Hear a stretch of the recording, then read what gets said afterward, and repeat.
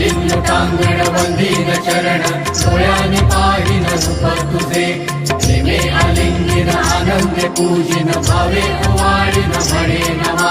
त्वमेव माता च पिता त्वमेव त्वमेव बन्धुश्च सखा त्वमेव त्वमेव विद्या द्रविडं त्वमेव त्वमेव सर्वं मम देव देव कायेन वाचा मनसेन्द्रियैव बुद्ध्यात्मना वा प्रकृति स्वभाव करोमि यद्यत् सकलं परस्मै नारायणायति समर्पयामि अच्युतं केशवं रामनारायणं कृष्णदामोदरं वासुदेवं हरिं श्रीधरं माधवं गोपिकावल्लभं जानकीनायकं रामचन्द्रं भजे हरे राम राम राम हरे हरे हरे कृष्ण